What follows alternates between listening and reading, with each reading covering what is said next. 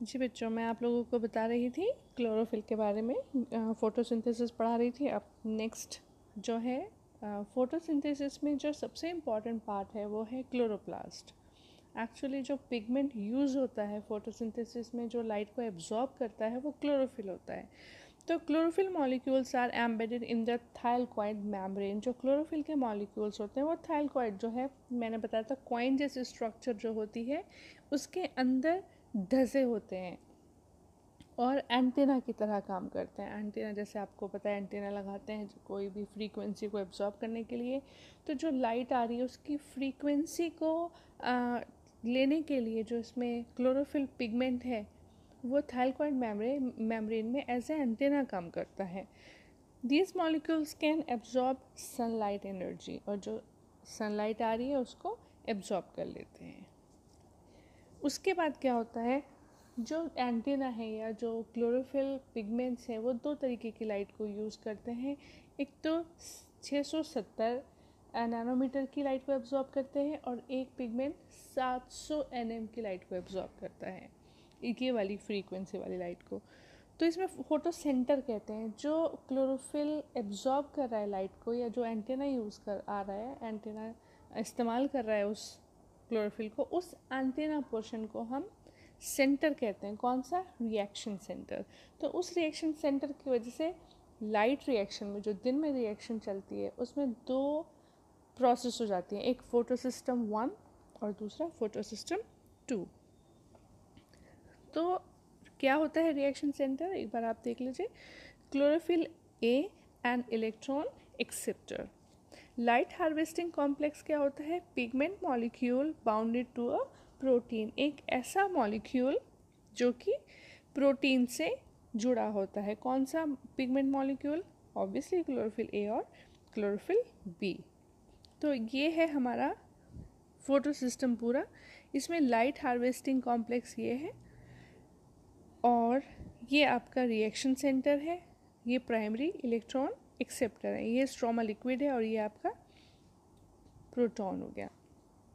तो ये थाइलकॉइड मेम्ब्रेन, एक थाइलकॉइड, एक कॉइन के अंदर का हिस्सा दिखाया है इन्होंने, जिसके अंदर ये क्लोरोफिल दिखाया है, और ये है pigment molecules chlorophyll a and b. उसके बाद है हार्वेस्टिंग लाइट। कैसे लाइट आती है?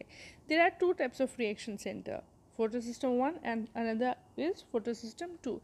फोटो सिस्टम 1 जो है वो 700 nm की लाइट को एब्जॉर्ब करता है, फोटो सिस्टम 2 670 टू 680 नैनोमीटर की लाइट को एब्जॉर्ब करता है।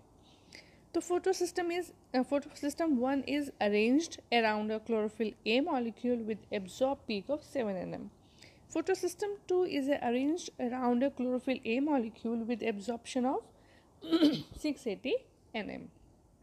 तो ये तो हमारा पहले, लेकिन फोटोसिस्टम 2 हम बनाते हैं, आपको पता है क्यों बनाते हैं? क्योंकि MnCl के प्रेजेंस में 4H2O टूट जाता है। अगर मैंने आपको पढ़ाया था ये, अगर आपको लोग को याद हो, तो पहले 4 पानी जो थे वो टूट जाते थे। तो ये फोटो सिस्टम 1 700 nm की लाइट है, and this one is photosystem 2। ये है, एक बार आप इसको देख सकते हैं। Photo system 2 680 nm and photo system 1 is 700 nm।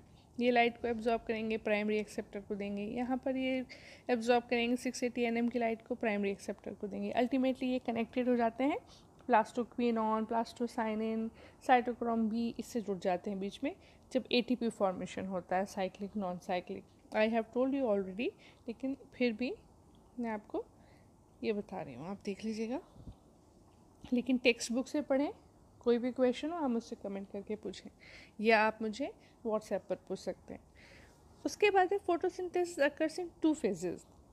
कौन कौन से फेजेस होते हैं? The light reaction convert solar energy to chemical energy.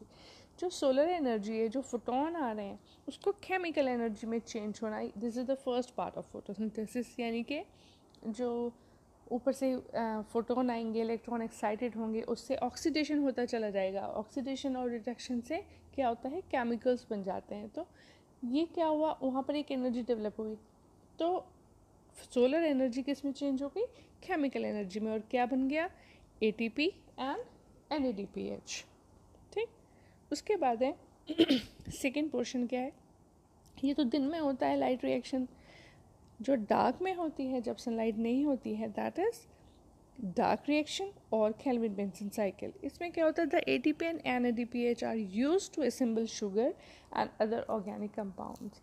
इसमें ये रात को ATP यूज़ करेगा, NADPH यूज़ करेगा, रिडक्शन होगा और बहुत सारी चीज़ों का ऑक्सीडेशन होगा। अल्टीमेटली बहुत सारे ऑर्गेनिक एसिड्स बनेंगे, प्लस जो हमारा बाय प्रोडक्ट बन के आएगा, जो हमारा ओरिजिनल आएगा, दैट इज़ शुगर, जो हमें खाना चाहिए होता है। तो फोटोसिंथेसिस से खाना बनता है, तो दिन में तो ATP बना, NADPH बना और उसका बाय प्रोडक्ट बनता है ऑक्सीजन।